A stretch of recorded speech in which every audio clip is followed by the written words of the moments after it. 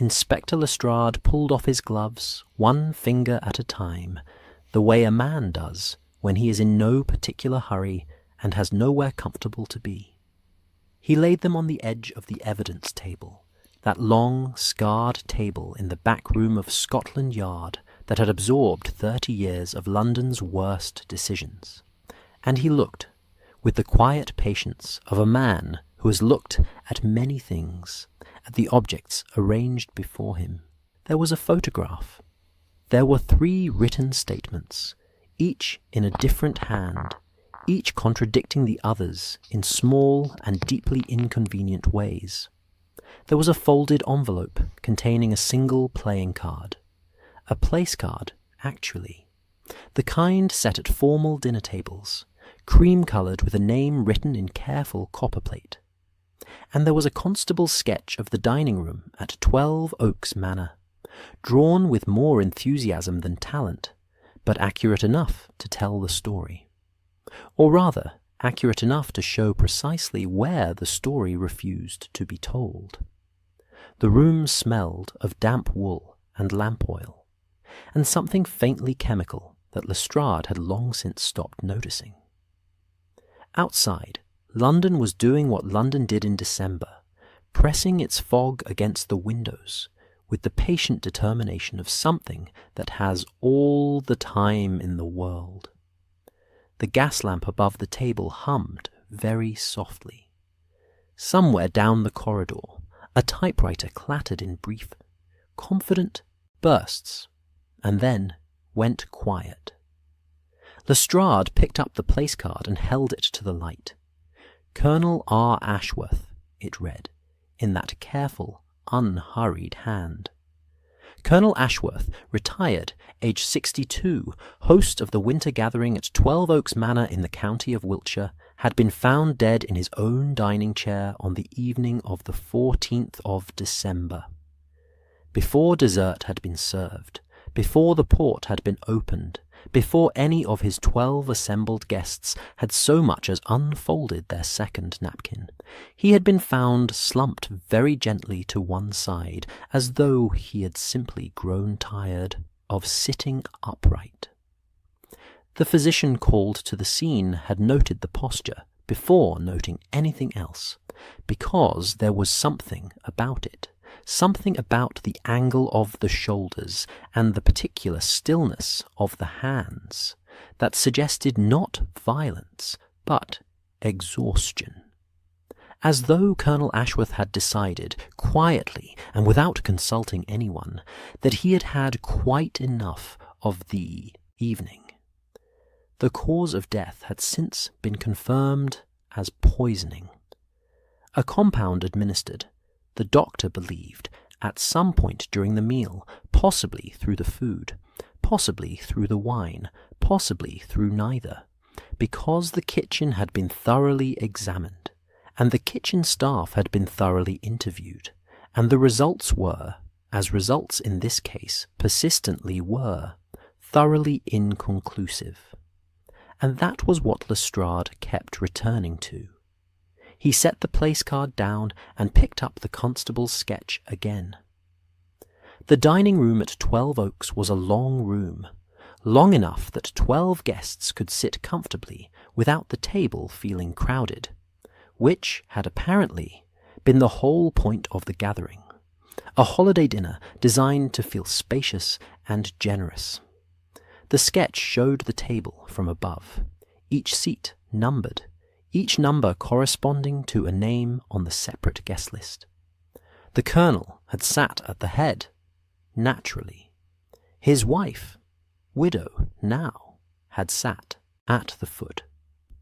10 guests occupied the middle stretch, 5 to a side, in an arrangement that the widow had confirmed had been planned weeks in advance, written out on a seating chart that now occupied the 4th plastic sleeve in Lestrade's evidence file.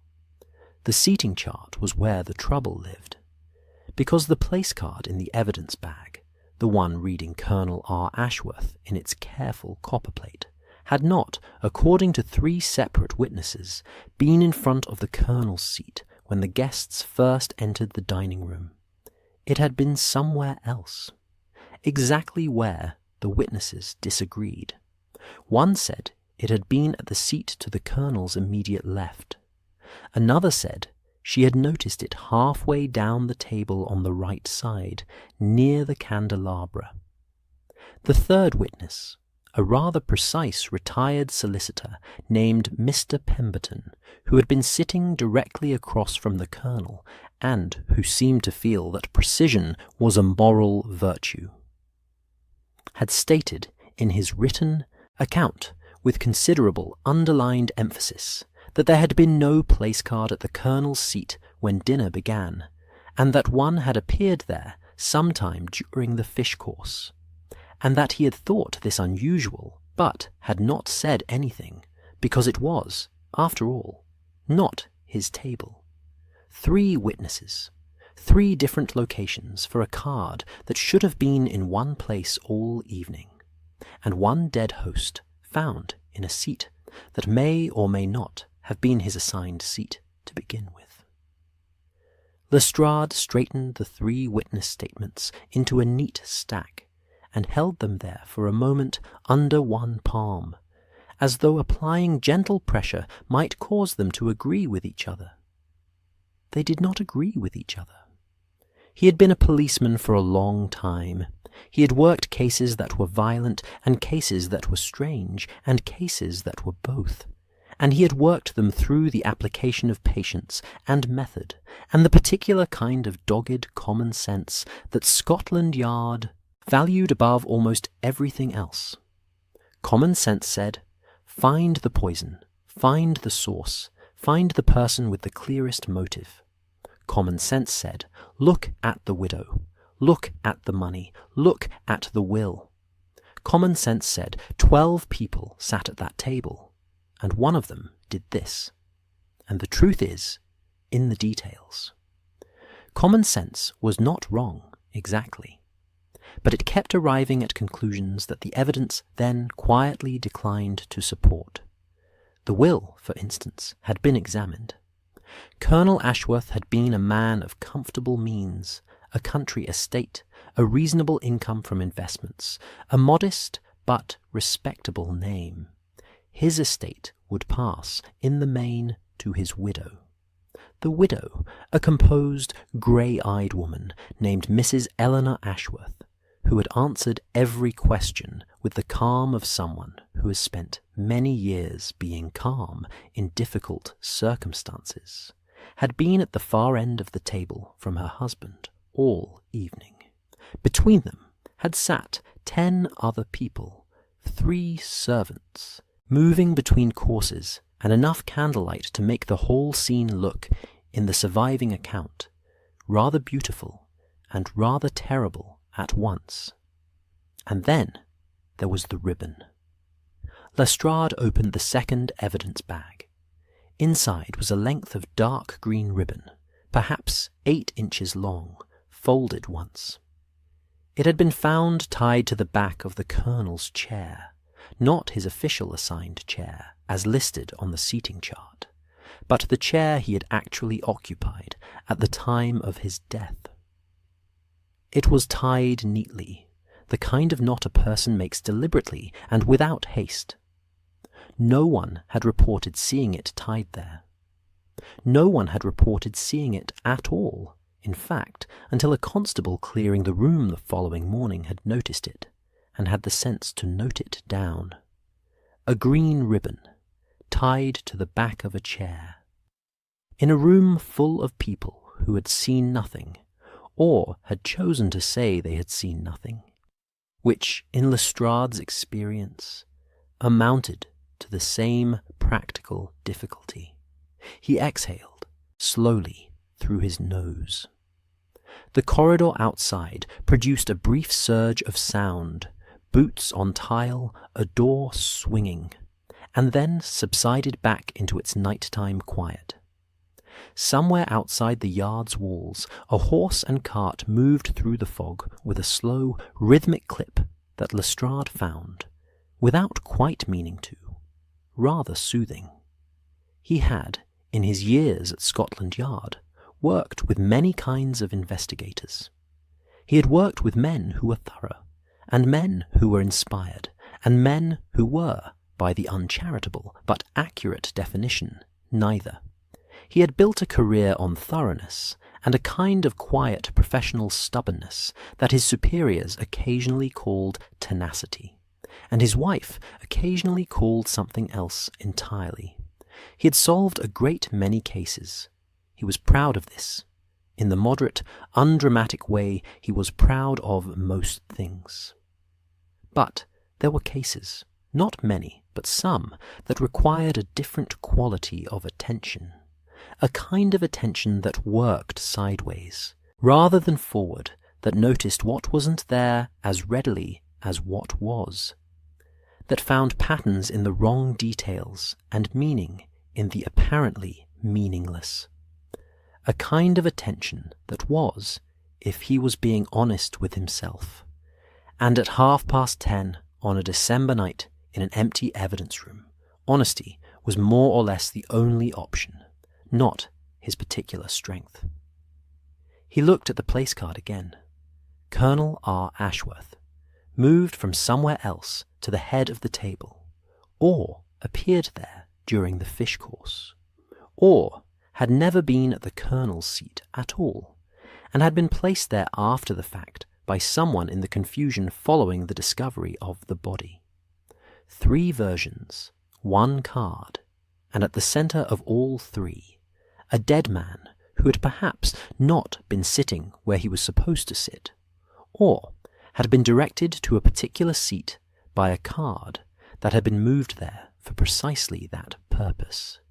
The thing about hospitality, Lestrade thought, and it was not the kind of thought he usually had, which was perhaps why it struck him, was that it required trust. You went to a man's house. You sat where you were told to sit. You ate what was put before you.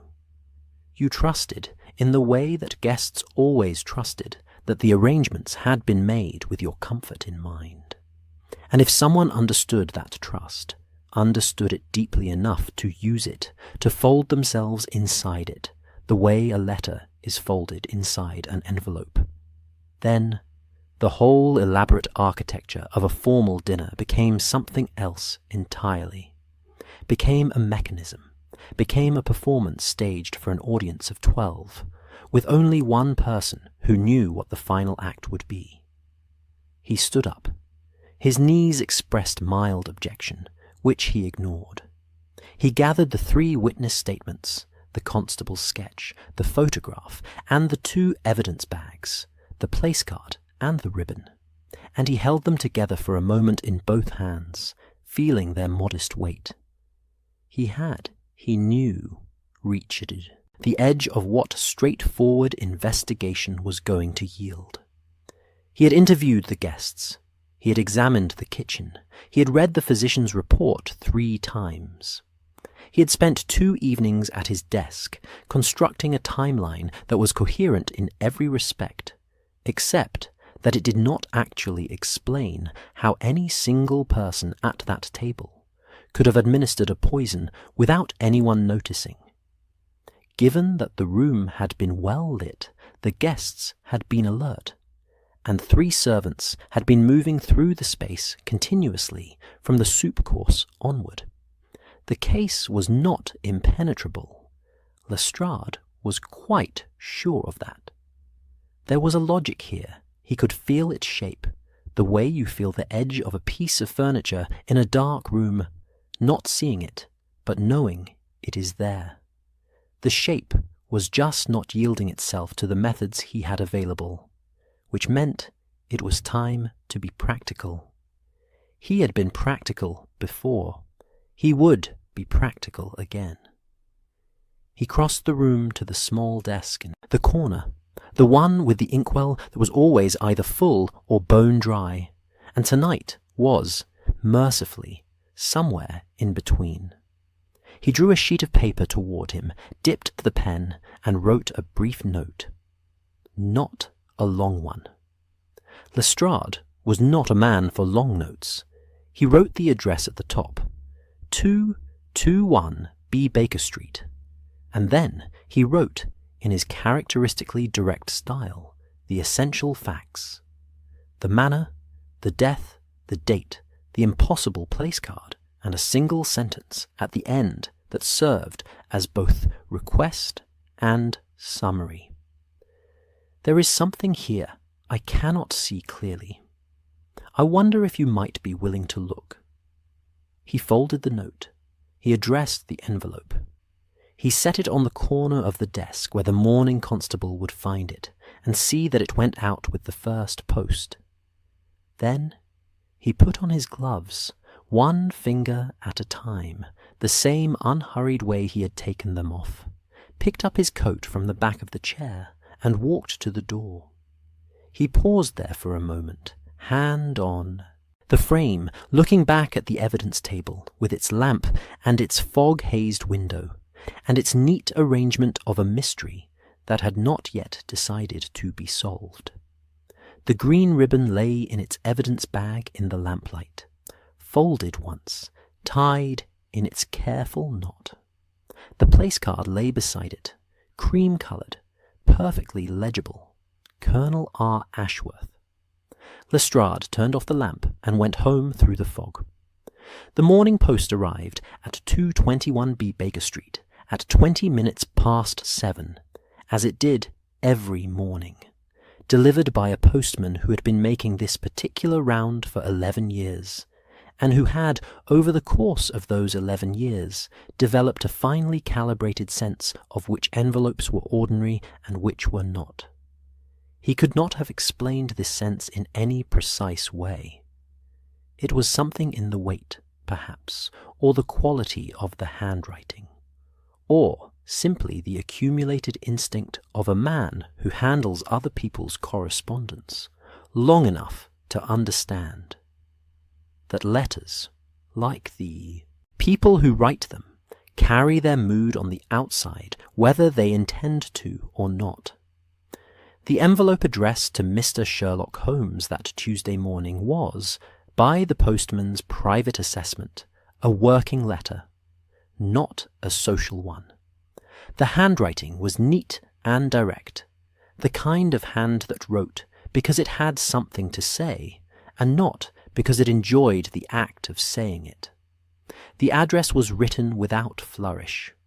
There was no monogram on the seal, only a plain press of wax, and the wax itself was a practical dark red, rather than anything decorative. Scotland Yard, he thought, or something very like it. He pushed it through the slot with the rest of the morning's post and continued on his round, his breath clouding softly in the cold December air, his boots making their familiar sound on the frosted pavement. Inside 221B, the letter landed on the hall floor with the small, definitive sound of something that has arrived and intends to be noticed. It was Mrs. Hudson who retrieved it, along with the 3 other envelopes and a folded newspaper that had accumulated since the previous evening's late delivery. She carried them upstairs on the tray with the morning tea, a habit so established that the tray, the letters, and the tea had become a single composite object in her mind, inseparable and delivered as one. And she set them on the table beside the window with the quiet efficiency of a woman who has long since ceased to find anything about the occupants of these rooms surprising. Holmes was already awake, which was either a good sign or not, depending on what he had been doing since the previous night.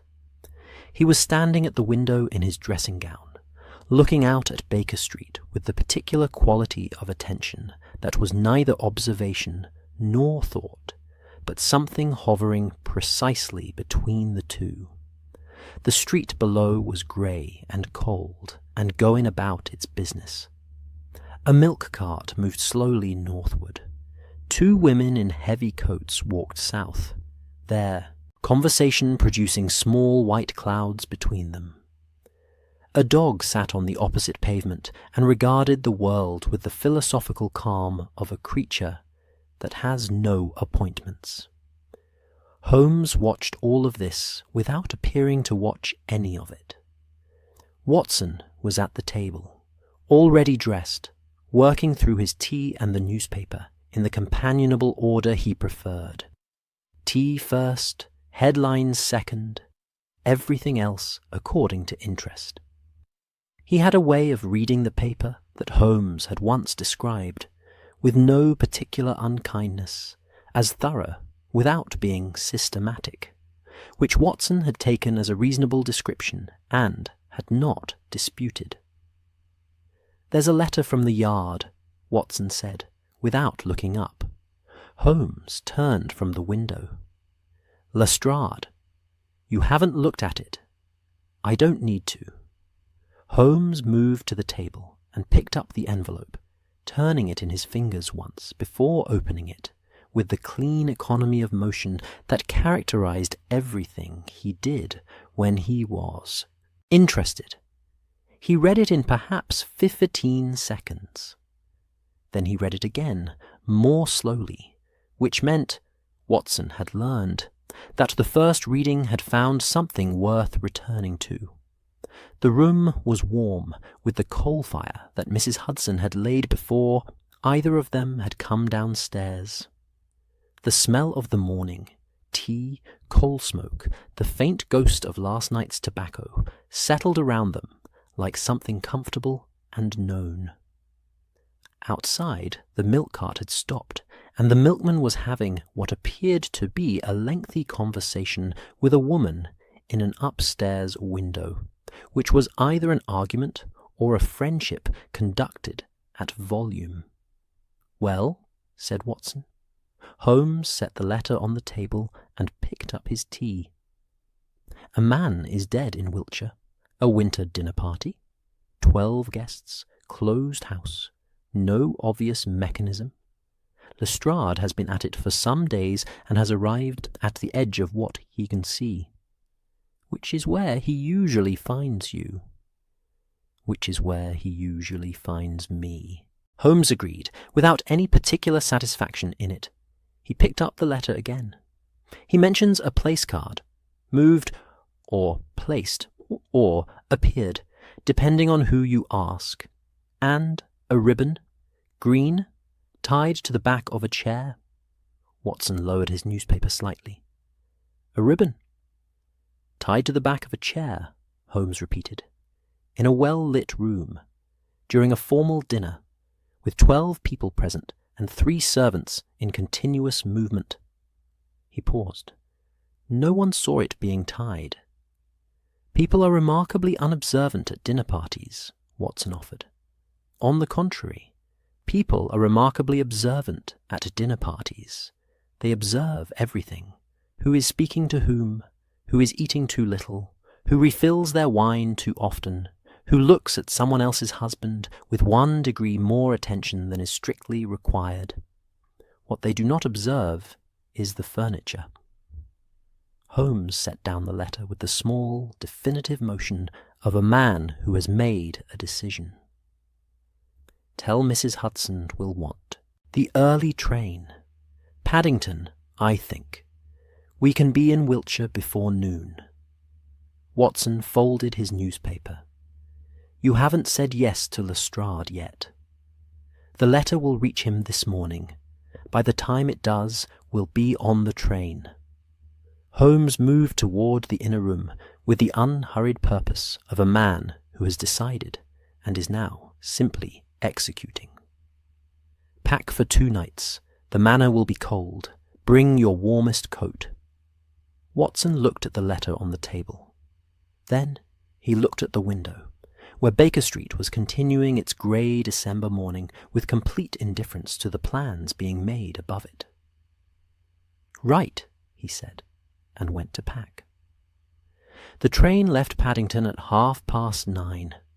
Lestrade was already on it. He had received, not Holmes's reply, which had not yet been written, but a telegram that had arrived at Scotland Yard at 8:45 and had said, in its entirety, Paddington 9:30. Bring everything. H. Lestrade had read this telegram with the expression of a man who is simultaneously relieved and mildly exasperated, which was the expression Holmes most reliably produced in him. He had gathered his files, his evidence copies, and his coat, and he had arrived at Paddington with 4 minutes to spare, which he considered adequate. He found Holmes and Watson already in a first-class compartment. Holmes by the window, Watson across from him, a small leather bag in the rack above, and the morning's newspaper on the seat beside Watson, already well read. Lestrade settled in across from Holmes and set his file on his knee, and waited. The train moved out of Paddington with a long, releasing exhale of steam, the platform sliding away behind them, and the great grey sprawl of London opening up on either side, rooftops and chimneys, and the thin winter light falling at its December angle across everything, making the city look, briefly, beautiful in the way that cold and distance can make almost anything look. Holmes was watching the city go by with that same hovering attention he had given Baker Street from the window. Watson was looking at his newspaper. Lestrade opened his file. "I'll start with the household," Lestrade said. "Colonel Reginald Ashworth, 62, retired from the army in 1908, settled at 12 Oaks in 1911. Comfortable income, no particular debts on record, no legal disputes in the last decade. Wife, Eleanor, née Fairfax, married 1889, no children. The manor employs 5 permanent staff, cook, housekeeper, 2 housemaids, a groundskeeper who lives in a cottage on the property." Holmes said nothing, which meant he was listening. "The gathering," Lestrade continued, "was an annual thing. The Colonel held it every December. 12 guests, always the same general circle. Old army connections, a few county families, 1 or 2 people from his London days.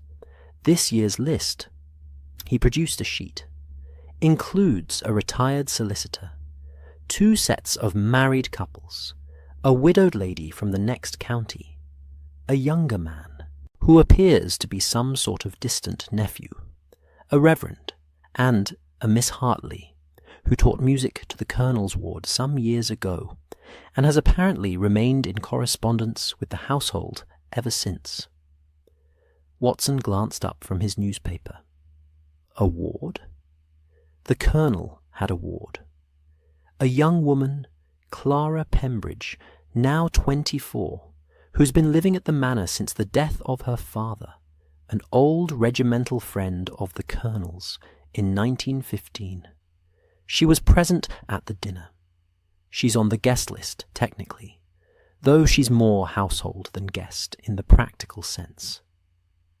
Outside the window, London had thinned to its edges, terraces giving way to smaller houses giving way to the particular untidiness of a city, releasing itself into countryside, yards, and allotted gardens, and then, gradually, fields.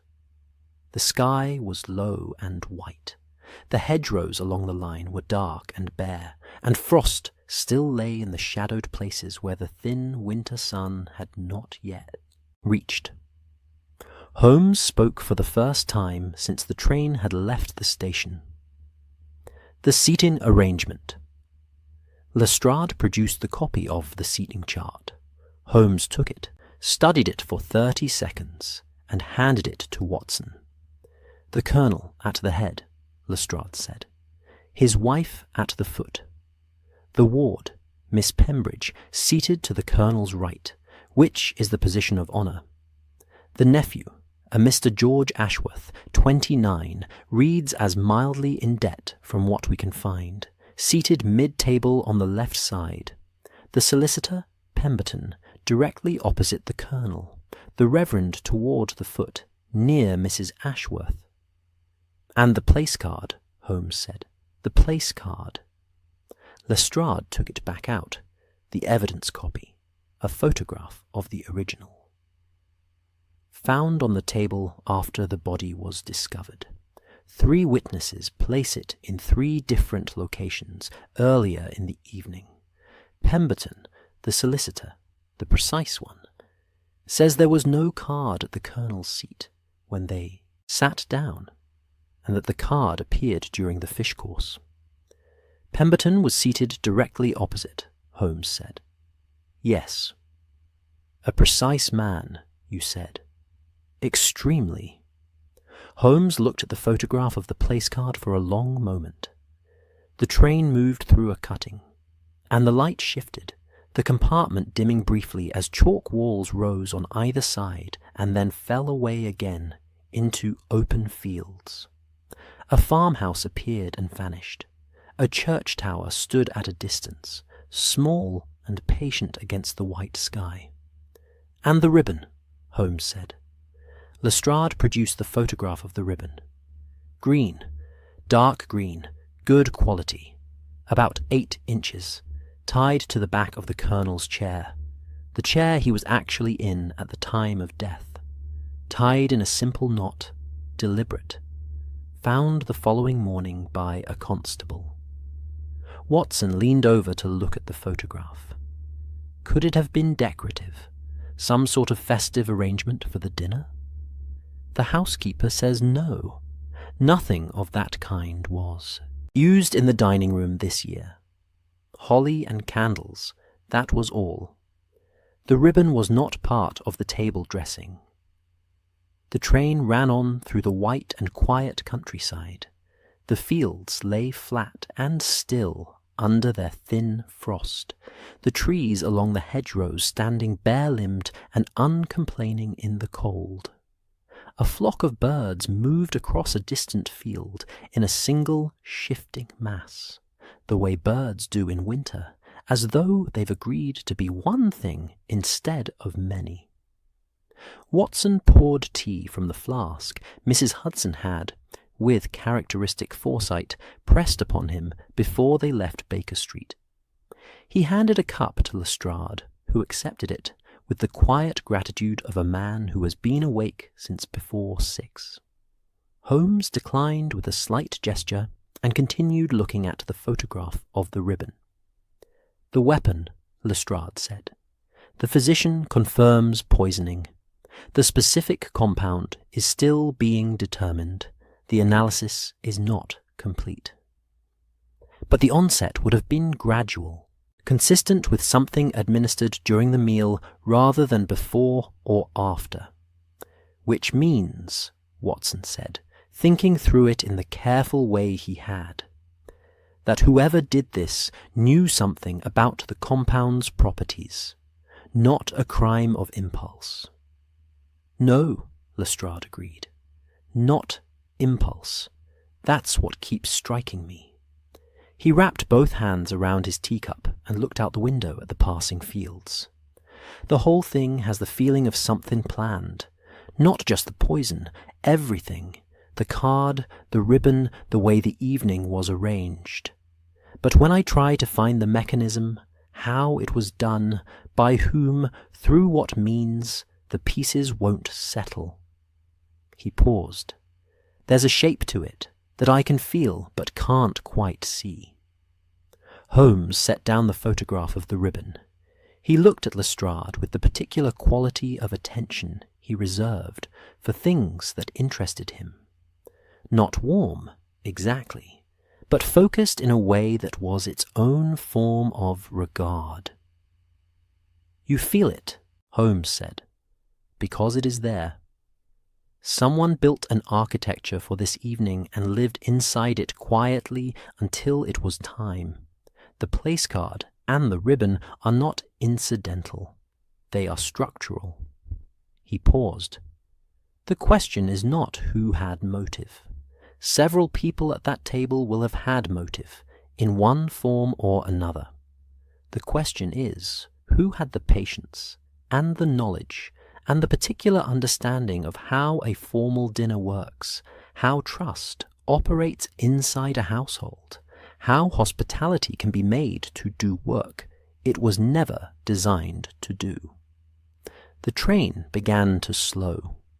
A station appeared outside the window, a small one, a country platform with a single lamp-post and a bench, and a station-master who stood with his hands behind his back, as though he had been standing exactly there since the railway was built, and intended to continue indefinitely. "One more stop," Lestrade said, consulting the timetable. Holmes turned back to the window. The small station slid past and fell behind them. "Tell me about the ward," Holmes said. "Miss Pembridge." Lestrade opened a new page in his file. The train moved on through the white fields toward Wiltshire, carrying its 3 passengers through the cold, quiet morning, the steam from the engine trailing away behind them into nothing. Outside, the frost lay on the fields like a held breath. The manor announced itself before it could be seen. There was a smell first, wood smoke, faint and sweet, carrying across the frozen lane on a breath of wind that had come a long way to deliver it. Then the sound of gravel under the carriage wheels, a different texture than the hard road, more deliberate, the kind of surface that exists specifically to tell a house that company is arriving. Then the gateposts, stone, old, each one topped with a carved acorn that the weather had been softening for 100 years. And beyond them, the drive curving gently through bare-limbed trees whose branches held the grey sky in their upper reaches like something cradled. And then 12 Oaks itself. It was not a grand house in the way that grand houses announce themselves. No great portico, no sweeping facade designed to reduce the visitor to appropriate scale. It was, instead, the kind of house that had grown over time, adding a wing here, a gabled roof there, a conservatory at some point in the last century that had clearly been someone's enthusiasm, and had been absorbed into the whole without complaint. The stone was the colour of old cream, darkened at the corners and around the window frames where decades of weather had laid its quiet hand. Ivy, stripped bare in December, traced its skeleton across the east wall. The windows were tall and many-paned, and in several of them the warm light of interior fires made small, bright squares against the cold white afternoon. Snow had fallen in the night, not heavily, but enough to settle on the window ledges and the stone balustrade of the front steps and the tops of the gateposts, and to lie undisturbed in the shadowed places beneath the yew hedges that flanked the front garden. The lawn was white and untracked.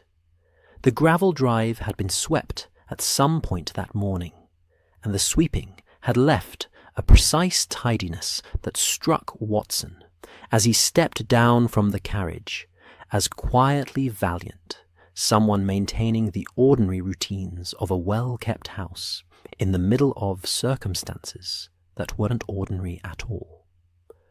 Lestrade stood beside him, looking up at the facade with the particular expression he wore at crime scenes, attentive but contained, the professional appraisal that he wore like a second coat. Holmes had already moved ahead of them, up the front steps, and was standing at the top, looking not at the door, but at the window to its left. His head tilted very slightly, as though the window had said something he was considering. The door was opened, before anyone knocked, by a woman in a dark dress, who introduced herself as Mrs. Price, the housekeeper, and who had the bearing of someone who has been managing difficult situations with dignity for so long that dignity has become simply her natural posture. She was perhaps 55. Her hair was iron grey, very neat. Her eyes moved across the 3 arrivals with a swift, assessing intelligence that she made no particular effort to conceal. "Mr. Holmes," she said, with a slight inclination of the head that managed to be both welcoming and measured. "Inspector Lestrade, Dr. Watson." A pause precisely waited. "Mrs. Ashworth is expecting you in the drawing-room.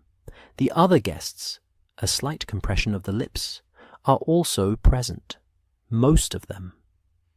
The entrance hall of 12 Oaks was warm, emphatically, deliberately warm, the kind of warmth that a large stone house achieves only through the sustained effort of good fires in multiple rooms, and a housekeeper who understands the relationship between comfort and morale. A fire burned in the hall itself, in a fireplace wide enough to stand in, and the smell of it, applewood, Watson thought, or perhaps cherry, was the smell of the house distilled into a single sensation, warm and sweet and faintly smoky, and layered underneath with the older smells of the house itself, beeswax polish on the broad oak floorboards, something floral and dry from a bowl of potpourri on the hall table, the cold breath of the stone walls beneath it all, never entirely overcome regardless of the season. Coats and scarves were hung. A young housemaid appeared, and disappeared with the efficiency of someone who's been told exactly what to do, and is doing it. Holmes paused in the hall and looked up the staircase, wide, dark banistered, turning at a landing where a long case clock stood against the wall, and ticked with the slow, authoritative patience of an object that has been measuring time in this house since before anyone currently living was born. The clock read 2:20. Watson noted this without knowing quite why. It was the kind of detail that seemed to want noting.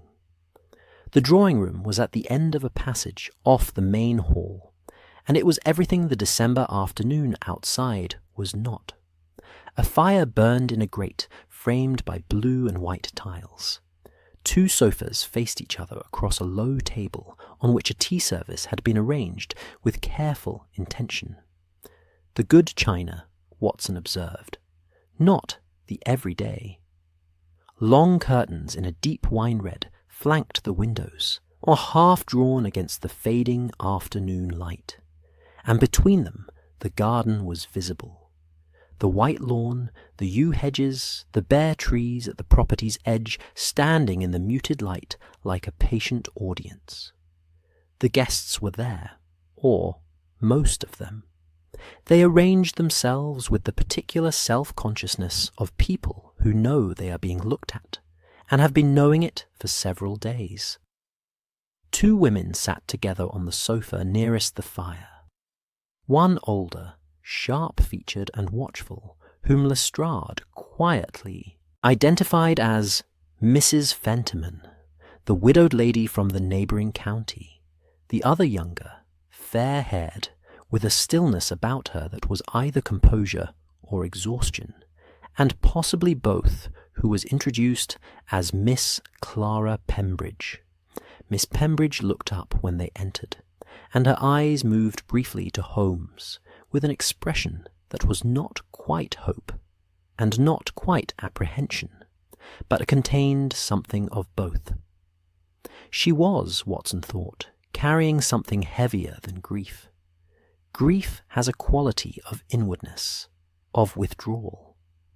What Miss Pembridge carried seemed rather to press outward, as though it required constant quiet effort to hold in place. Across the room, standing near the window with a glass of something that was probably not his first, was a young man who had the look of someone who had been handsome recently, and was still coasting on the memory of it. This was George Ashworth, the Colonel's nephew, 29, mild debts, present at the dinner. He nodded at the arrivals with the studied nonchalance of a man who has decided that nonchalance is his best available posture. Mr. Pemberton, the solicitor, the precise one, was seated in an armchair with a book open on his knee that he was not reading. He was a thin man of perhaps 65, with close-cropped white hair, and the kind of careful, exact hands that suggested a lifetime of documents. He looked at Holmes with the frank, evaluating attention of a man who has heard of Sherlock Holmes and is now applying his own considerable powers of assessment to the reality. A Reverend Miles, small, soft-spoken, with a kind face worn smooth by years of other people's troubles, sat near the door with a cup of tea, and the air of someone maintaining gentle steadiness as a service to the room. Mrs. Eleanor Ashworth entered the drawing-room 2 minutes after her guests, from a side door rather than the main passage, which Watson thought might have been a choice made deliberately. The slight remove of a hostess who is also a widow, and must manage both simultaneously. She was a tall woman, composed, with grey eyes, and the particular quality of stillness that Lestrade had noted in his file. She wore black, simply cut.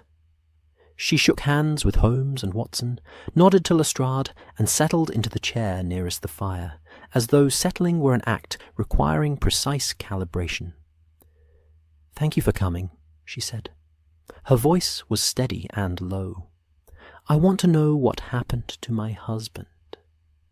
It was said plainly, without performance.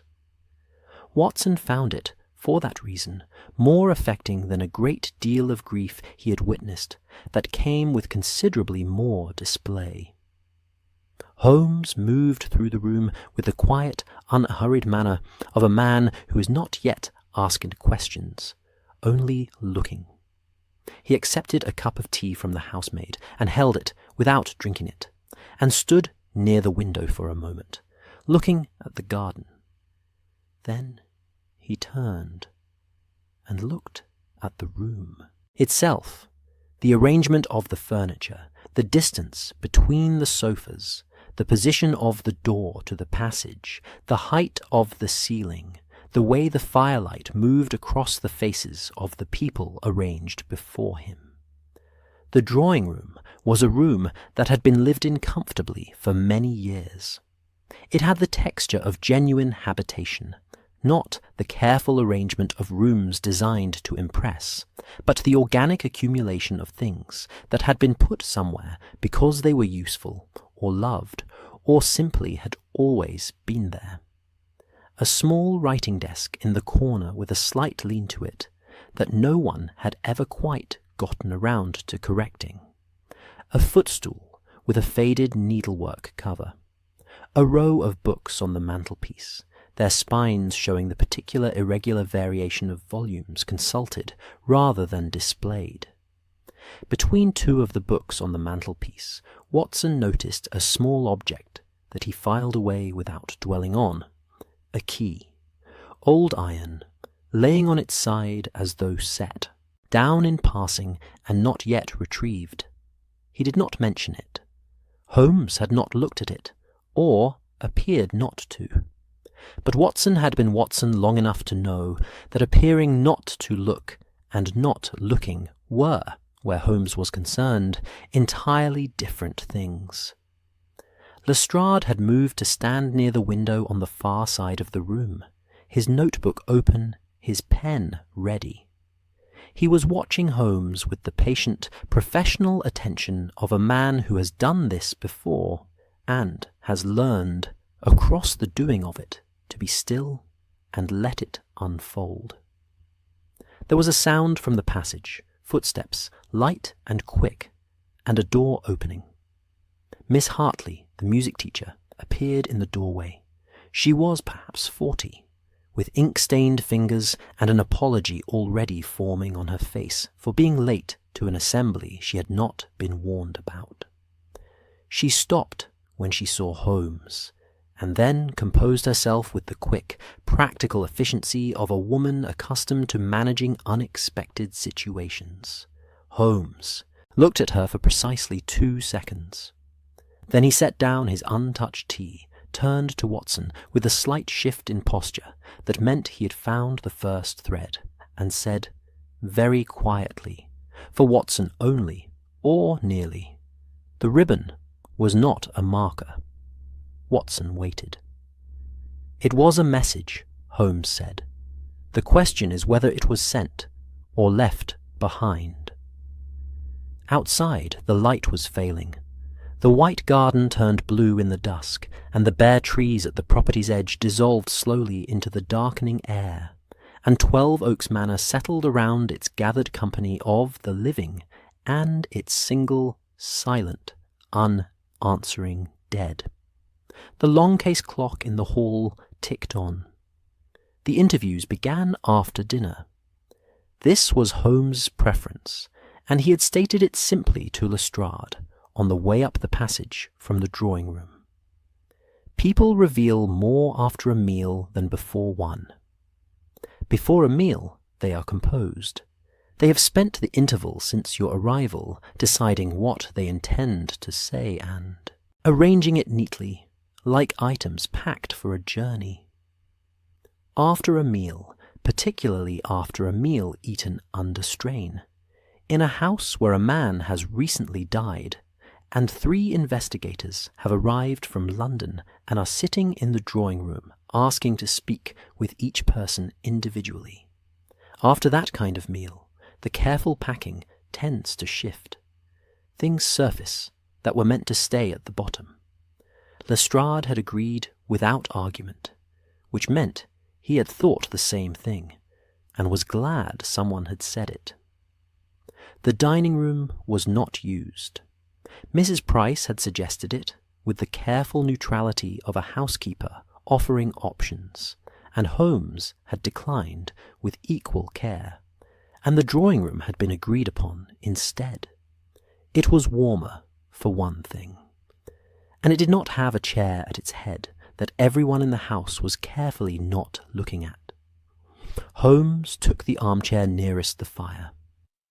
Watson sat slightly to one side, present, but unobtrusive, his notebook open on his knee in the manner of a man prepared to write, but not yet writing.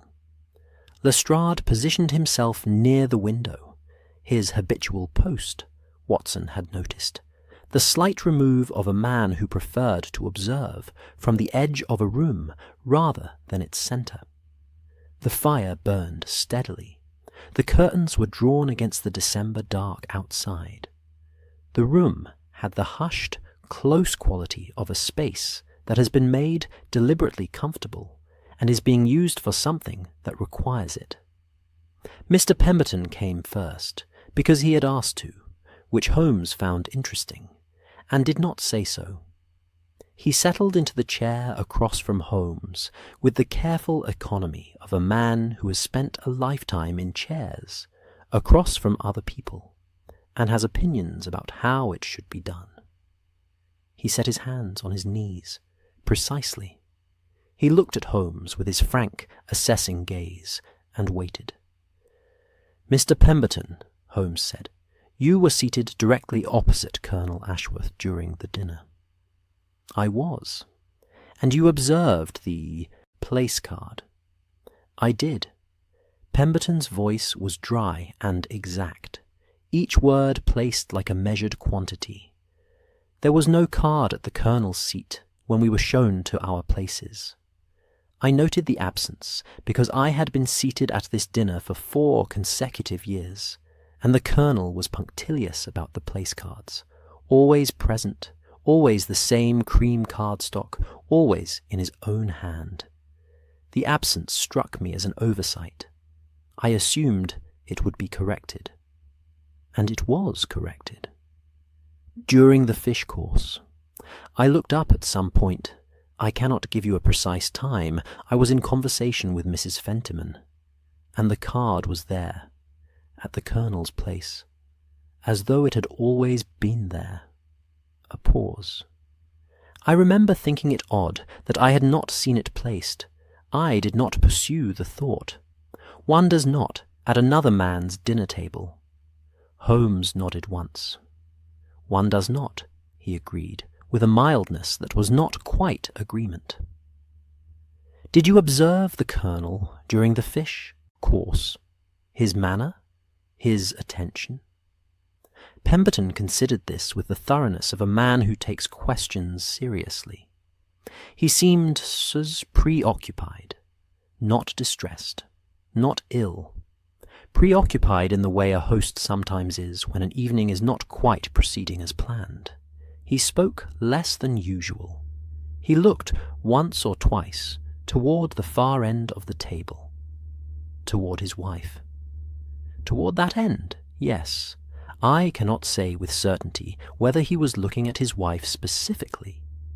Holmes asked 3 more questions, about the serving order, about whether any dish had been changed or replaced during the meal, about the wine. And Pemberton answered each one with the same measured exactness, neither elaborating beyond what was asked, nor withholding anything that seemed relevant. He was, Watson thought, a genuinely useful witness, the kind of person whose precision was a function of character rather than performance.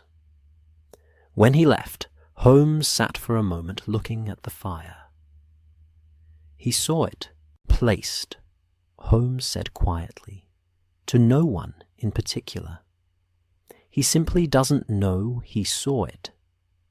George Ashworth came next, and the difference between him and Pemberton was the difference between a carefully maintained account book and a pocket stuffed with loose receipts. He sat in the chair across from Holmes with the slightly aggressive ease of a young man who has decided that relaxation is a form of defense, and he looked at Holmes with the bright, watchful eyes of someone who is more intelligent than he generally allows people to discover.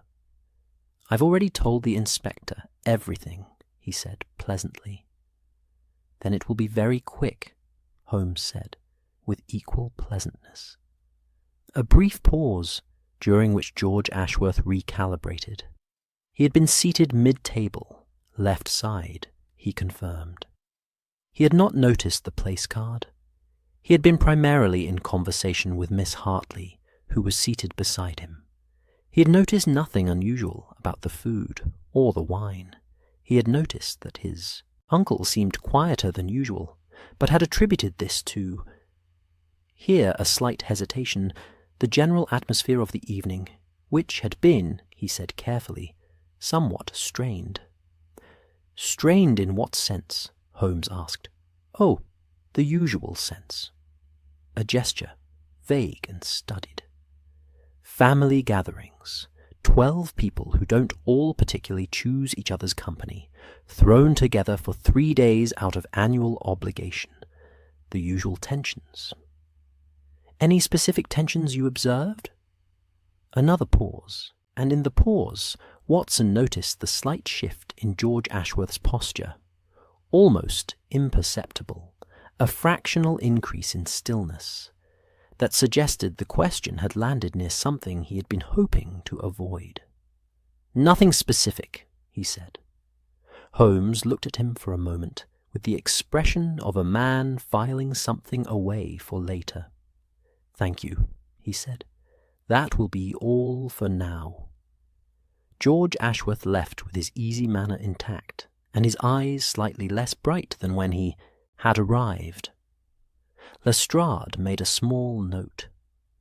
Miss Hartley was the most straightforwardly nervous of the evening's interviewees, and the most straightforwardly honest, which Watson suspected were related qualities. She sat across from Holmes and folded her ink-stained hands in her lap, and looked at him with the directness of someone who has decided that honesty is both the morally correct approach and the most efficient one available. "I should tell you," she said, before Holmes could begin, "that I was not entirely truthful with the inspector when he first spoke to me." Lestrade, by the window, did not move, but his pen paused. "Not untruthful about anything important," she added quickly. "About why I was here. I told the inspector I was invited as an old friend of the household, which is true but incomplete." She paused. I was also here because Clara, Miss Pembridge, asked me to come. She wrote to me in November. She said she was concerned about the Colonel, and she wanted a friend present, Holmes said. Concerned in what sense? She didn't specify. Miss Hartley's hands tightened slightly in her lap. Clara is not. She does not alarm easily. She is a composed person, a private person. The fact that she wrote to me at all, in those terms, was itself significant. I came because she asked, and because I trusted her sense that something was wrong. A pause. I did not know what I would find. I certainly did not expect. She stopped. No, Holmes said gently. One rarely does. He asked her about the dinner, her observations about the serving, the courses, the mood of the table. She answered carefully, with the particular quality of attention of a woman who notices things, but has not previously been asked to formalize those observations. The fish course, she said, had been replaced. She had been certain of this. The original dish, she believed it was a sole, prepared one way, had been removed, and a different preparation brought out. She had thought it a kitchen decision. She had thought nothing further of it. Holmes thanked her. She rose, paused at the door, and turned back. Miss Pembridge, she said, she did nothing wrong. Whatever you find, I want you to know that. I find, Holmes said. What is there to find? Nothing more and nothing less. Miss Hartley nodded once and left. The fire had burned lower by the time Miss Pembridge herself came in, and Mrs. Price had added 2 fresh pieces of coal without being asked, which Watson thought said something about the housekeeper's attentiveness. The room was still warm. The clock in the hall had chimed 9 while Miss Hartley was speaking, its tone low and unhurried. Miss Pembridge sat down with the careful composure Watson had noticed in the drawing-room that afternoon, that quality of effort contained behind stillness. Up close, she was younger-looking than he had initially thought. She had a quality of self-possession that read as older than her years, the kind that develops early in people who have learned young that their circumstances require it. She looked at Holmes directly. She did not wait for him to begin. I moved the place card, she said. The room received this statement in silence. Lestrade's pen moved. I moved it during the fish course, she continued, her voice steady and low. The Colonel's card had been placed, I don't know by whom, it wasn't part of the original arrangement, at the seat to his left. His usual seat had no card. I moved the card to his usual place because I thought it had been put in the wrong position by one of the staff in the afternoon's preparation, and no one had noticed. I thought I was correcting an error. She paused. I understand now that I was not. Holmes said very quietly, the seat to the Colonel's left. Who was assigned that seat? Miss Pembridge looked at him steadily. Mr. George Ashworth, she said, the Colonel's nephew. The coal shifted in the grate. A log settled with a soft domestic sound, and the flames steadied themselves, and the room was warm and quiet around the shape of what had just been said. Watson looked at his notebook. He had written 2 words, and then stopped writing, because some things resist the reduction of notes, and need, instead, simply to be heard and held. Lestrade, by the window, was very still. Holmes looked at the fire. Holmes did not sleep that night. Watson knew this because he heard him, or rather, heard the particular quality of silence from Holmes's room that was not the silence of sleep, but the silence of a mind working at full capacity with no need for the body to do anything useful in the meantime. Occasional footsteps. The soft sound of a chair shifted. Once, very late, the faint creak of a floorboard near the window, which meant Holmes had been standing at the window, looking out at the winter dark and the snow-covered grounds of 12 Oaks with that expression Watson had seen many times. Not quite absent. Not quite present, but occupying the precise territory between the two where the most useful thinking apparently happened. Watson slept reasonably well, as he generally did. He had learned over many years of this kind of work that the thinking which needed to be done by Sherlock Holmes was best left to Sherlock Holmes, and that a well-rested Watson was more useful than an exhausted one who had spent the night attempting to think in parallel. He woke at 7:30 to frost on the inside of the bedroom window, and the smell of wood smoke and something baking from the distant direction of the kitchen, and he dressed in the coldest room he had been in since a winter posting. He preferred not to remember. Holmes was already in the small sitting room that Mrs. Price had allocated to their use. A room at the end of the first-floor passage, with 2 armchairs and a writing desk and a view of the kitchen garden, currently white and architectural under its snow. He was sitting, with his legs stretched toward the fire, and his fingers pressed together at the tips in the attitude that Watson privately thought of as the cathedral. Both hands raised, fingertips meeting, the whole posture suggesting a man in conversation with something that was not in the room. On the writing desk beside him were several sheets of paper covered in Holmes' handwriting, which at high concentration became very small and very dense and looked from a distance like the tracks of a purposeful insect. "Sit down," Holmes said, without turning. "I'll need to say this once, and I'd rather you were comfortable." Watson sat. He poured tea from the pot on the side table. Someone had brought it up already. Another mark in Mrs. Price's considerable ledger of competence. And he settled into the second armchair and waited. Holmes lowered his hands. "The dinner," he said, "was a performance. Not in the sense that the emotions in that room were false. Several of them were entirely genuine, and the most genuine of all was the murderer's. But in the sense that the evening's architecture, its sequence, its arrangements, its hospitality, was used as a mechanism. Someone understood the grammar of a formal dinner well enough to write a sentence inside it that no one else could read." Watson said nothing. This was the correct response. "Begin with what we know," Holmes continued. "The Colonel was poisoned during the meal.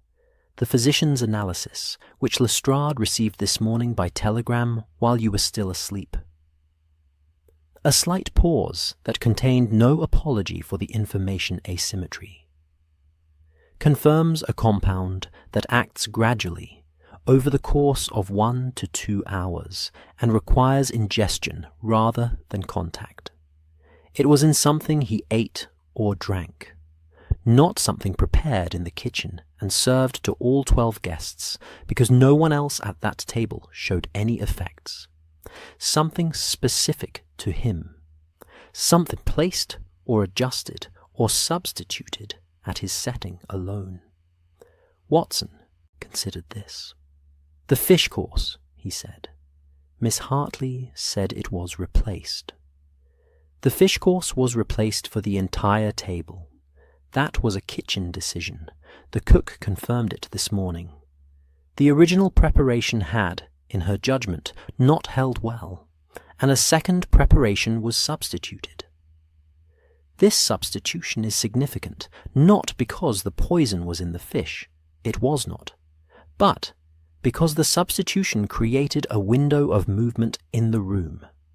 Plates cleared, new plates brought. The attention of 12 guests briefly occupied with the small social choreography of a course change. Glasses refilled, conversation shifting, the servants moving. A window of perhaps 4 to 6 minutes in which the dining room was in gentle, purposeful motion. Holmes stood. He moved to the writing desk and picked up one of the dense sheets of paper, holding it without looking at it. "The wine," he said. The Colonel's glass was refilled during the fish course. The wine came from a shared decanter, passed along the table. But the Colonel's glass, specifically, was refilled by a person rather than a servant. Someone reached across, or leaned, and poured in the natural way that people do at informal moments within formal settings. A gesture of hospitality, a small, warm, unremarkable thing. "Who poured it?" Watson asked. "That," Holmes said, "is what none of the witnesses can tell me with certainty, because none of them were watching at that precise moment. They were occupied with the course change. They were in conversation. They were doing what people do during the quiet interval between courses. They were simply being at dinner, in the trusting, inattentive way that dinner permits." He set the paper down. "Which is exactly what the murderer relied upon." Watson held his cup in both hands and looked at the fire. Outside, the kitchen garden lay in its white silence, the snow unmarked except for the precise small tracks of a bird that had walked a short distance, thought better of it, and flown away. "The place card," Watson said. "The place card." Holmes turned from the desk. "Miss Pembridge moved it, as she told us. She believed she was correcting an error. She was not. The card had been placed deliberately at George Ashworth's seat, so that the Colonel, entering the dining room and finding no card at his usual place, would assume the arrangement had been altered, and would look to the card to find where he was meant to sit. He would then take the seat marked with his name, which was his usual seat, which is where he sat. Watson frowned. Then why move the card at all? If he was going to end up in his usual seat regardless, because the card was not moved to direct the Colonel, it was moved to direct someone else. Holmes sat back down. "Think about what Miss Pembridge told us. The card was at George Ashworth's seat. George Ashworth's assigned seat was mid-table, left side. But if the card marking the Colonel's name was at Ashworth's seat, and Ashworth arrived in the dining room and saw it there, what would he conclude?" Watson thought.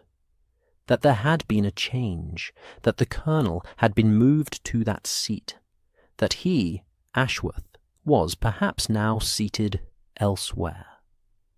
And if Ashworth moved, if Ashworth took a different seat, the Colonel's usual seat, for instance, which was empty and unmarked, then the Colonel would arrive to find his place occupied, would find his card somewhere else, would sit wherever his card directed him. Holmes paused. The poison was prepared for a specific seat, not a specific person, a specific position at the table. Whoever sat in that seat, with that glass, receiving that particular pour of wine at that particular moment, that person was the intended recipient. The fire made a small, comfortable sound. The clock in the passage ticked. Watson set down his cup. The Colonel wasn't the intended victim. The Colonel was not the intended victim, Holmes said. George Ashworth was. The silence that followed was the particular kind that arrives when something that has been obscure suddenly becomes clear. Not a surprised silence, but a settling one, the sound of pieces finding their positions. Watson thought about the nephew, the bright, watchful eyes, the studied ease, the slight hesitation when Holmes had asked about specific tensions, the mild debts. The will, Watson said. The Colonel had, according to information Lestrade obtained from the family's solicitor in London, not Pemberton, a London firm, recently amended his will. The amendment was made in October. Lestrade has the details, but the relevant portion is this. A significant sum, previously designated for his nephew, had been redirected to Miss Pembridge. Watson absorbed this. George Ashworth knew, Holmes said, or suspected. He had been in correspondence with the London solicitor's office. Nothing improper, simply inquiries. The kind a man makes when he has heard something concerning and is trying to establish whether it is true. He was told nothing definitive, but the inquiry was enough. He came to 12 Oaks this December, knowing that the ground beneath him had shifted, or might have shifted, and that the Colonel, the man who held the ground, would be at that table. And someone knew that Ashworth knew, Watson said slowly. Someone who understood the will, who had reason to protect what the will now provided. Holmes looked at him with the quiet attention of a man who is watching someone arrive somewhere on their own, and finding the arrival satisfying. Watson thought about Miss Pembridge, the composure that was not coldness, but effort. The letter to Miss Hartley in November. She was concerned. She wanted a friend present. The steady voice as she described moving the place card. I thought I was correcting an error. I understand now that I was not. She didn't know, Watson said. Miss Pembridge didn't know what the card was for. Miss Pembridge moved the card in good faith, Holmes said. She has been entirely truthful with us, which is itself significant. A guilty person would not have volunteered that information. She moved the card because she saw what appeared to be a mistake, and she corrected it, as a person who loves a household does, quietly, without drawing attention, in the small interval of a course change, when no one was particularly watching. And in doing so, Watson said, she accidentally redirected the poison to the Colonel. The word accidentally sat in the room with some weight. Accidentally, Holmes confirmed. The murderer placed the card to send Ashworth to the Colonel's seat. Miss Pembridge, seeing the card in the wrong place, moved it back to the Colonel's seat, where the Colonel would find it and sit in his usual position, which meant the Colonel sat in the seat with the prepared glass, which means the Colonel was killed by a kindness, Watson said. Holmes was quiet for a moment. Yes, he said, that is precisely what happened. Outside, a door opened somewhere below them, and the sound of the household coming to its morning life drifted up through the floorboards. A voice in the kitchen, the particular sound of a grate being raked, footsteps crossing the hall with the quick purpose of someone who has things to do and intends to do them.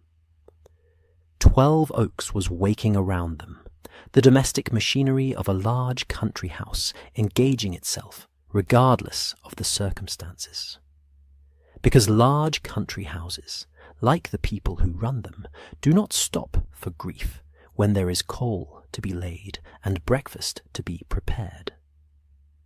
Holmes picked up the sheet of paper again and studied it. There is one element remaining, he said. The ribbon. Watson waited. The ribbon was not a message sent, Holmes said. It was a message left. It was tied to the chair after the Colonel was found dead, not before, not during, but in the brief period of confusion following the discovery, when people were standing and moving and the room was full of the particular chaos of an unexpected death in an enclosed space. He set the paper down. It was tied there by the murderer, not to direct anyone, not to mark anything for operational purposes. The operation was already complete, and had already gone wrong. He paused. It was tied there because the murderer understood that the wrong person had died, and had no way to undo it, and the ribbon was the only thing left to do. Watson looked at the fire for a long moment. "Remorse," he said. "Of a kind," Holmes said quietly.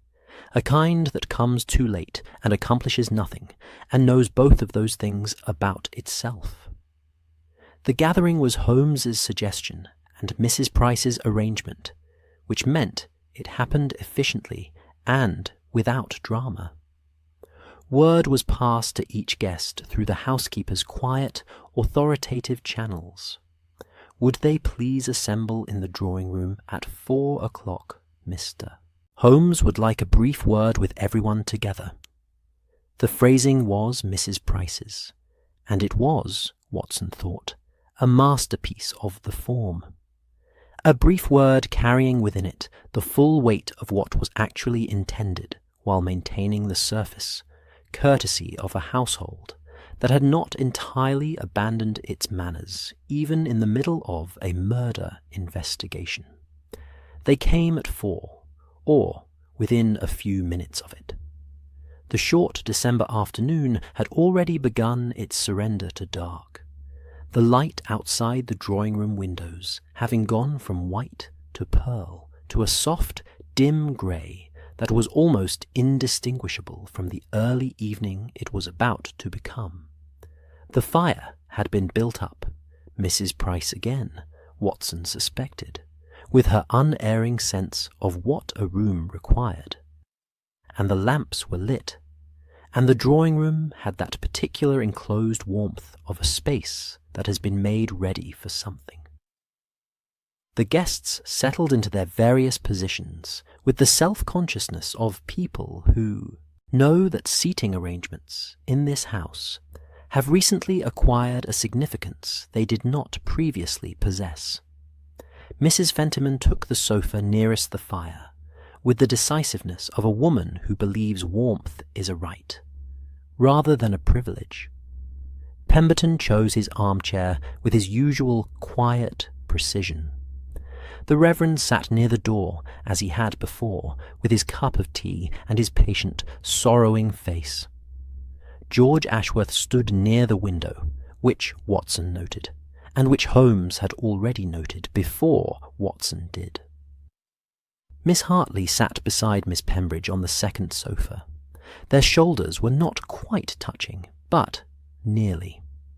Miss Hartley's ink-stained hand rested on the cushion between them in a position that could become a gesture of comfort, with very little adjustment. Mrs. Eleanor Ashworth came in last. She sat in the chair nearest the fire, her chair, Watson understood now, in this room, and she folded her hands in her lap and looked at Holmes, with her grey eyes and her composed, weathered face, and she waited. Holmes stood with his back to the fireplace. He was not, Watson thought, performing. He was simply present in the room in the way he was present when something mattered to him. Fully, without the slight ironic remove he wore in situations that engaged him less. He looked around at the assembled faces with an expression that was neither triumphant nor theatrical, but simply attentive, in the way a doctor looks at a patient before delivering news that will change something. Lestrade stood to one side, his notebook in hand, his face carefully neutral in the manner of a man who knows what is coming and has made his peace with the particular sadness of it. "I want to begin," Holmes said, "with what this evening was." His voice was quiet and even. The fire made its small, steady sounds behind him. no one in the room spoke. Colonel Ashworth held this gathering every December for many years. 12 guests, the same general circle, 3 days, in a house that was warm and well provisioned against the winter. It was an act of generosity, and I think it was a genuine one. Whatever else we may say about the events of this particular gathering, the Colonel's intention was hospitality. He wanted to give people a good few days. He wanted to be a good host. A brief silence.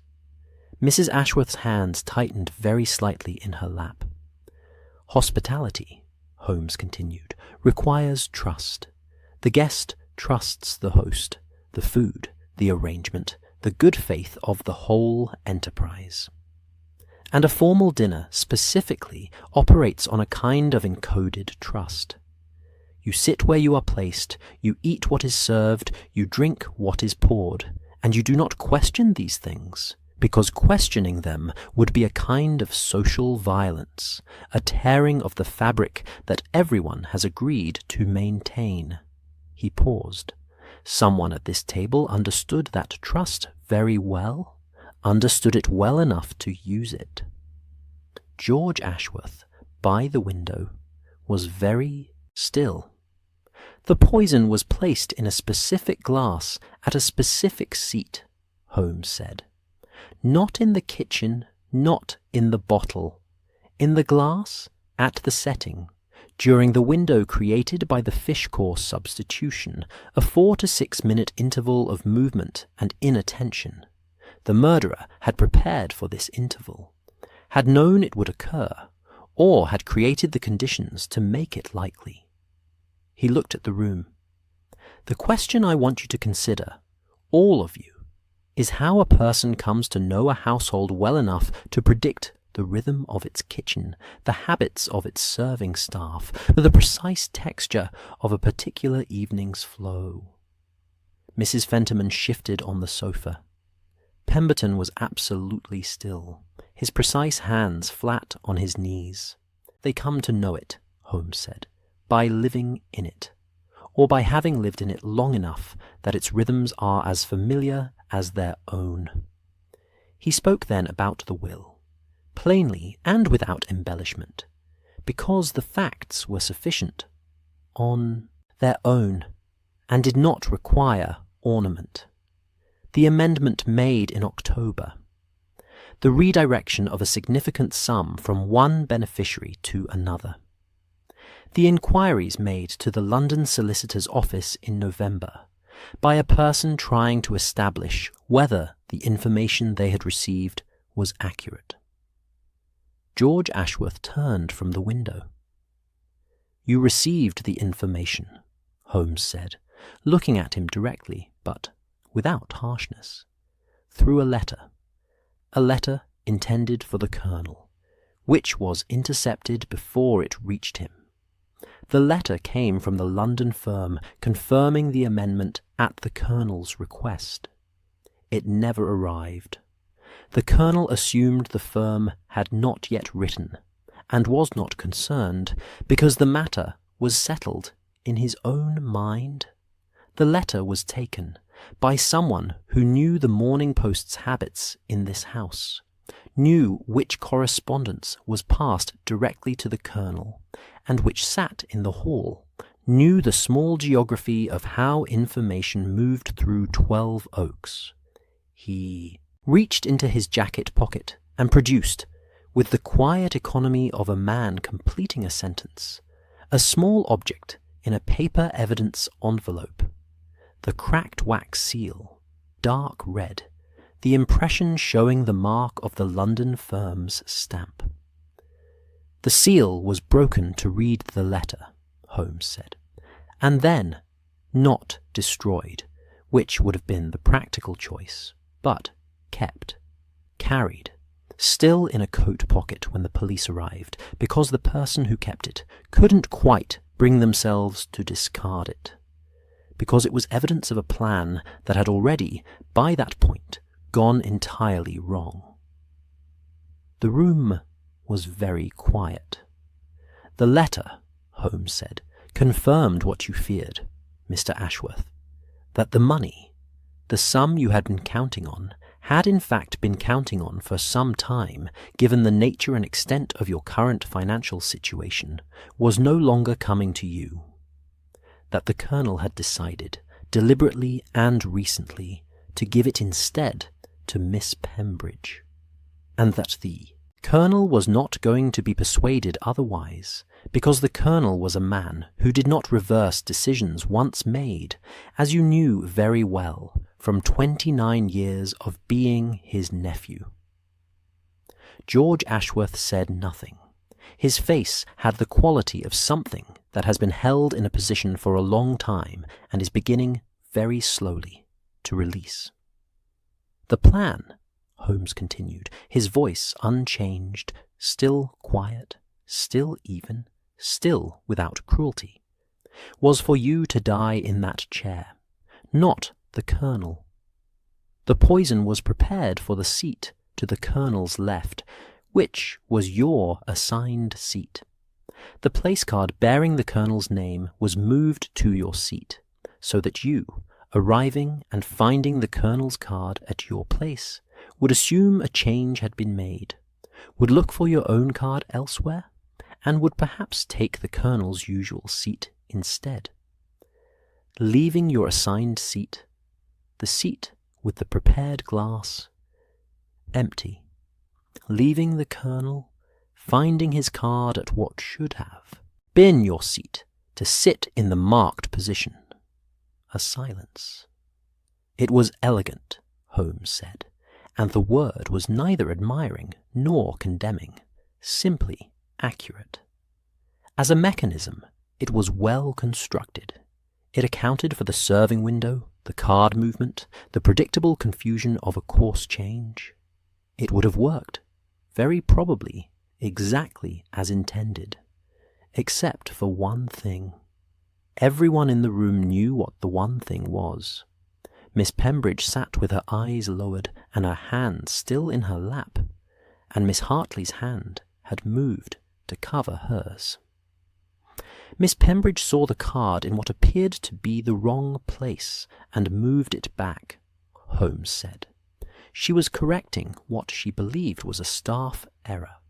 She was, in her understanding, restoring the proper arrangement of a household she loves and has cared for. She could not have known what she was undoing. A pause.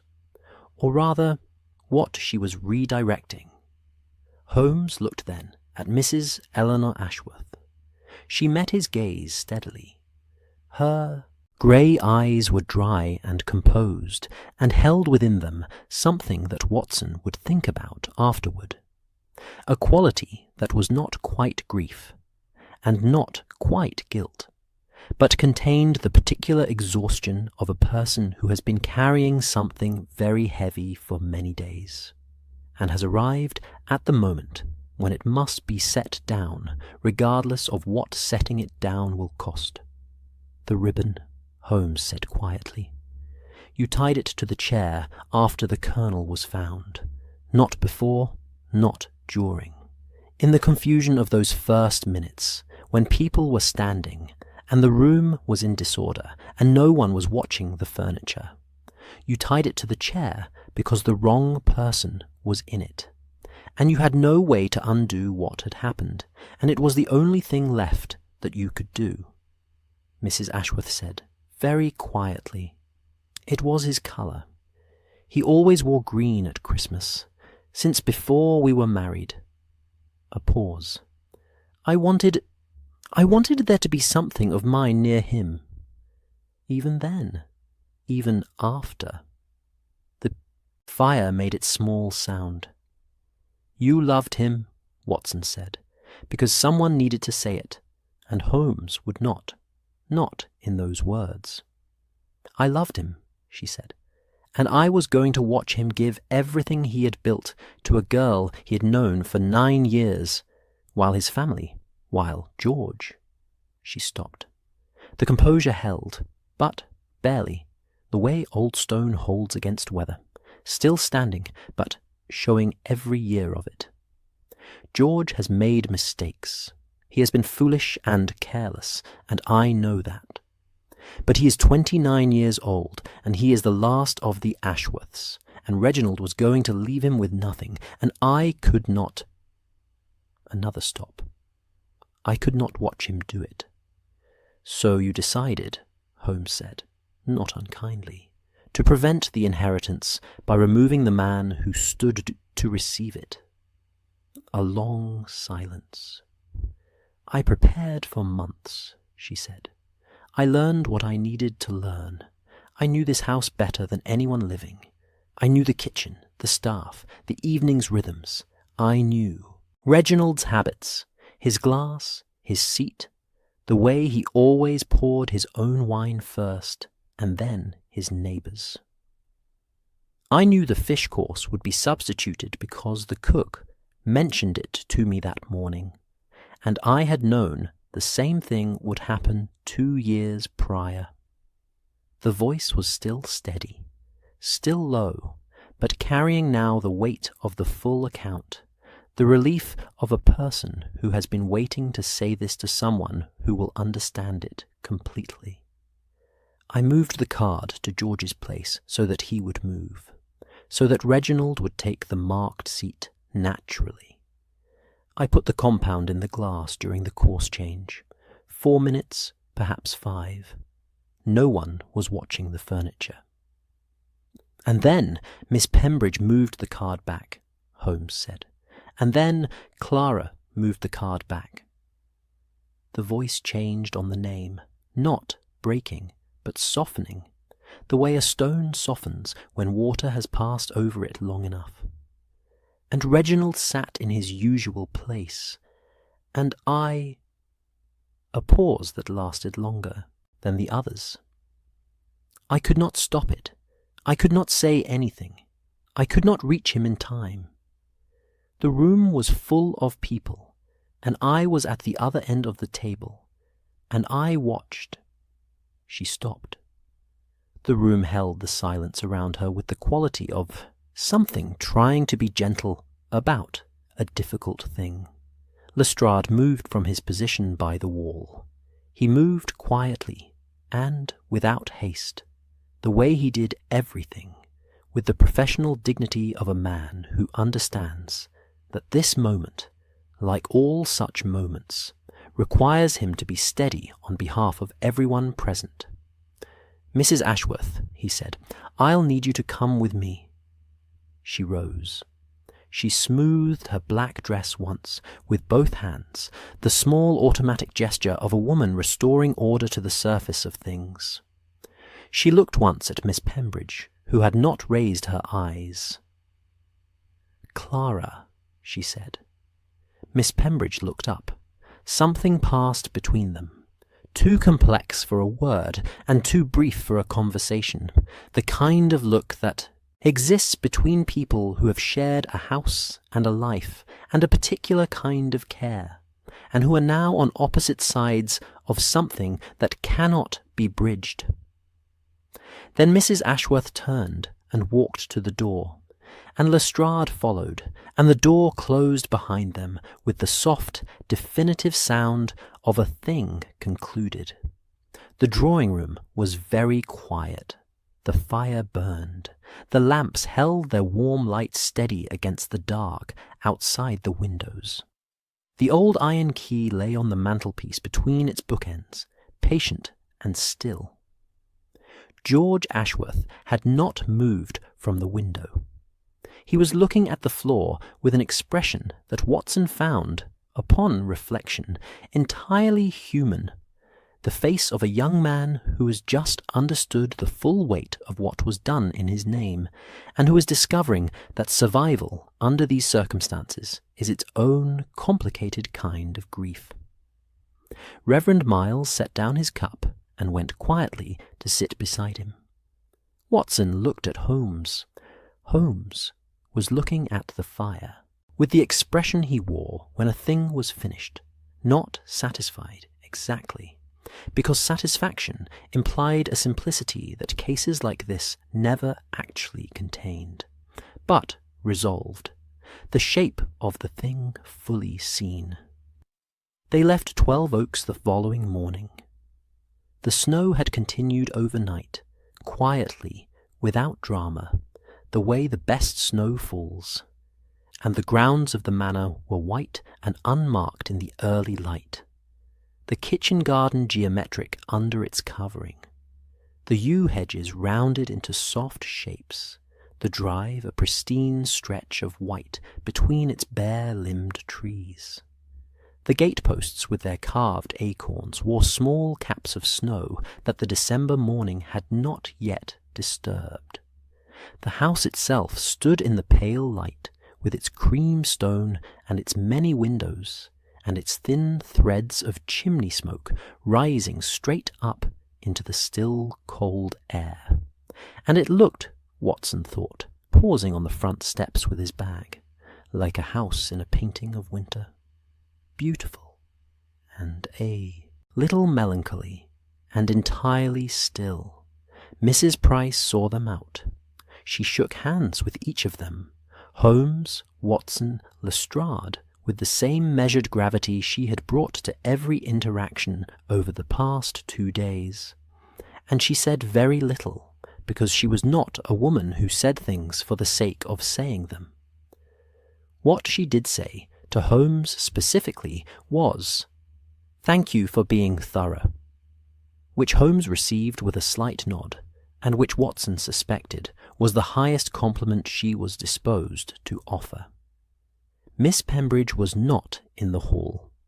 Watson had half expected her to be, and when she was not, he understood it as its own kind of communication, that she needed the morning to be quiet, that she had said what she needed to say, and had nothing further to offer the departing investigators, that the house and its grief and its complicated future were now hers to manage without an audience.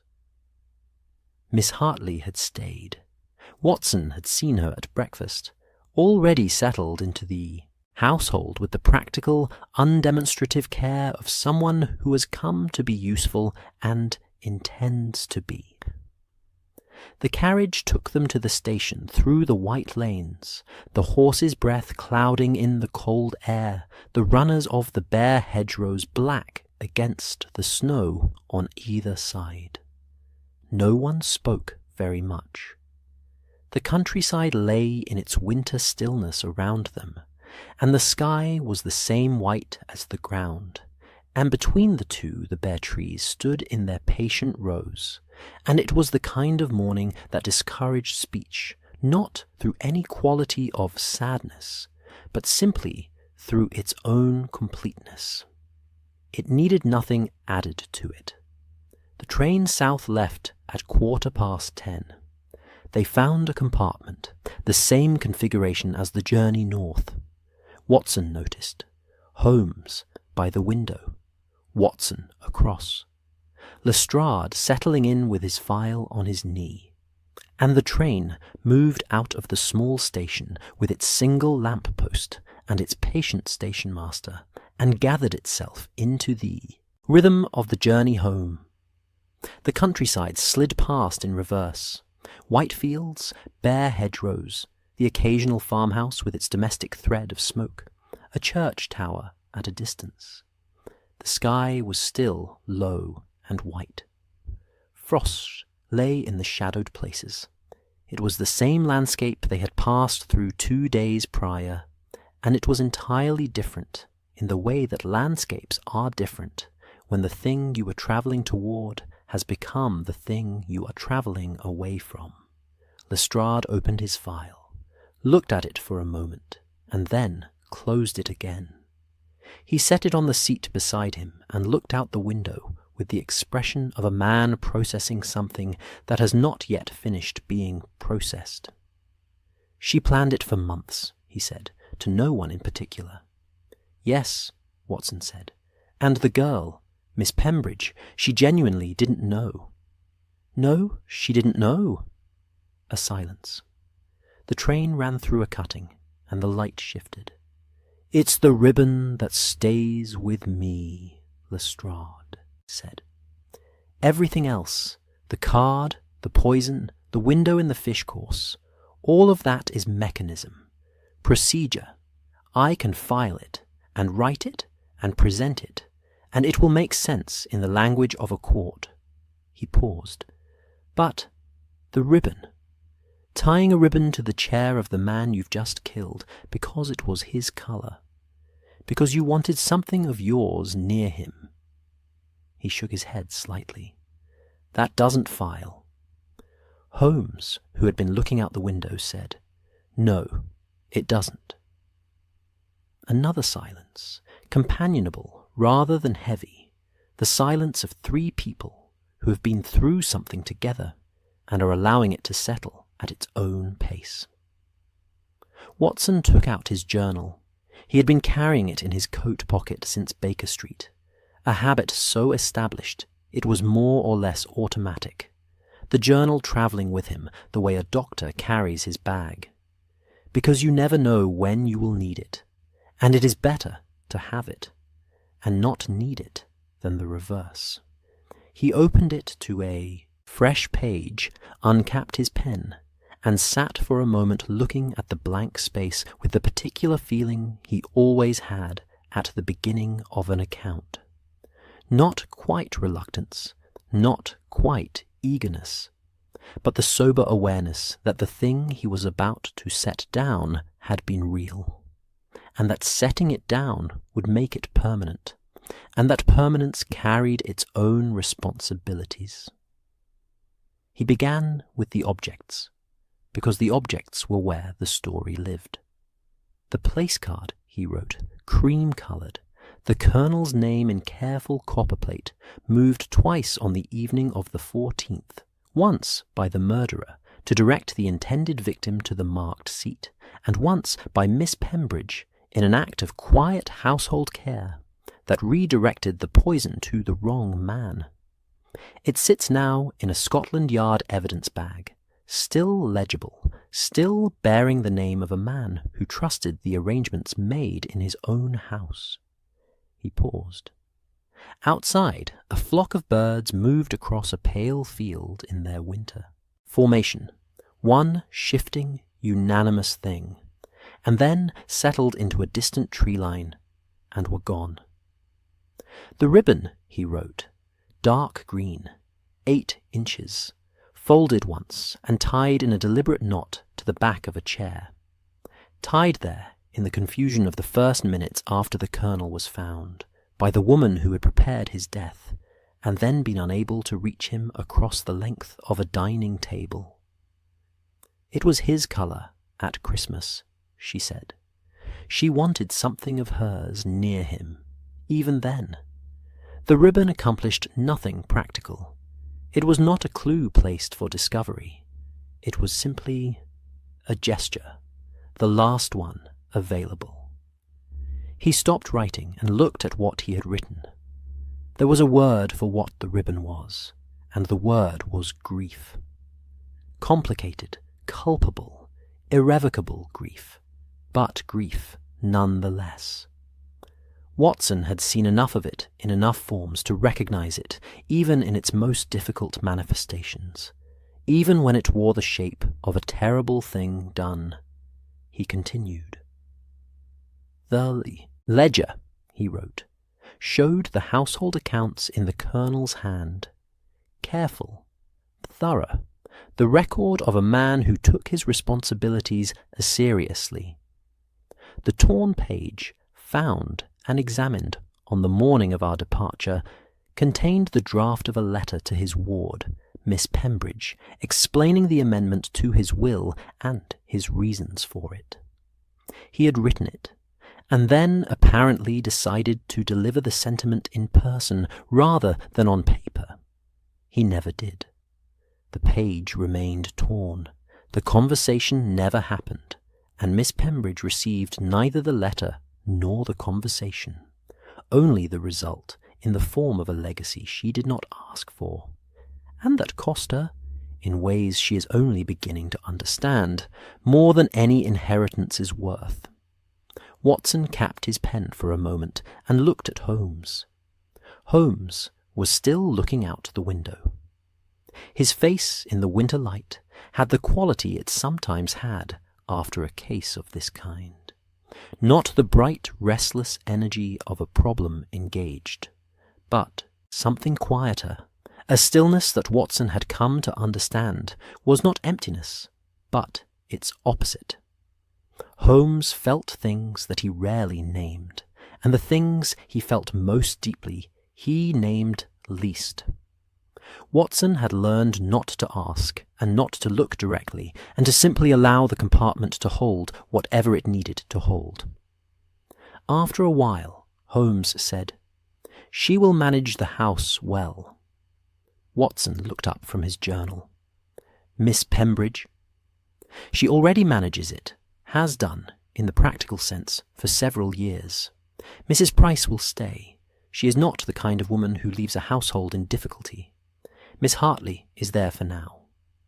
A pause. "It will be hard, but it will not be impossible." Watson wrote this down, not as a quote, but as a fact. The kind of fact that belongs at the end of an account, when the case is closed, and the question of what happens next is the only question remaining. London came slowly, first in signs, in the gradual thickening of the world outside the window, rooftops gathering, streets multiplying. The soft rural white giving way to the grey and particular density of the city reasserting itself around the railway line. Then the platforms, the steam, the noise of Paddington arriving in the way Paddington always arrived, all at once and completely.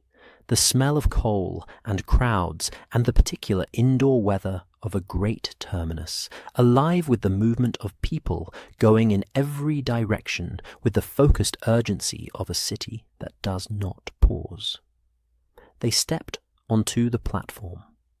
Lestrade shook hands with Holmes, then Watson, a brief, firm handshake, nothing excessive, and said, "I'll send the paperwork when it's ready," which meant, "Thank you.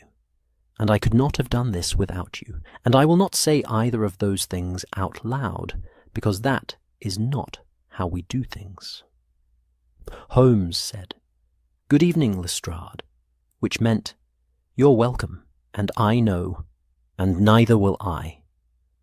Watson watched Lestrade move away through the crowd, his file under his arm, his coat collar up, already re-entering the particular world of Scotland Yard and its paperwork and its corridor lamplight and its long evidence tables.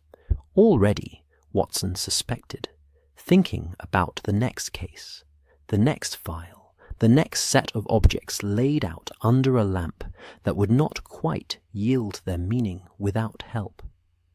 A cab took them back to Baker Street through the London evening. Fog at the lamp-posts, the familiar sounds of the city settling into its nighttime register, the clop of the horse on the wet cobbles, the warm yellow windows of the shops and houses they passed. Watson held his journal in his lap. Holmes looked out the cab window at the city going by, at the fog and the lamplight and the moving figures on the pavements, at London doing what London always did, containing everything, revealing nothing, going on. Baker Street, the familiar door, Mrs. Hudson's lamp in the hall, the stairs, the sitting room, the fire already laid and lit against. Their return, because Mrs. Hudson was Mrs. Hudson, and she had known when to expect them, and she had made the room ready. Holmes sat in his chair. Watson sat in his. The fire burned. The fog pressed its patient self against the windows of 221B. Somewhere outside, the city moved and breathed, and went about its enormous, indifferent business. Watson opened his journal to the last line he had written on the train, and he added, beneath it, the 4 objects in a brief list: a placecard, a ribbon, a ledger, a cracked seal. And then, beneath those, a single final line. Meaningless, then clues, then keepsakes, as all things eventually become. He closed the journal, He capped the pen. The fire made its small sound. Holmes reached for his pipe. Outside, London went on. At 12 Oaks Manor, the dining room stood empty in the winter dark, the long table bare, the chairs in their positions, the Colonel's place at the head, holding its quiet and particular stillness. The snow fell softly in the grounds outside. The chimneys breathed. The clock in the hall marked the hours with its slow, unhurried patience, as it had always done, as it would continue to do. Through the long winter nights ahead, through the gradual returning of ordinary life to the rooms and passages of the house, through everything that would come next and could not yet be known. 12 Oaks settled into its silence and its snow, and the night was very still, and the fire in the drawing-room burned low and then lower, and then went quietly out.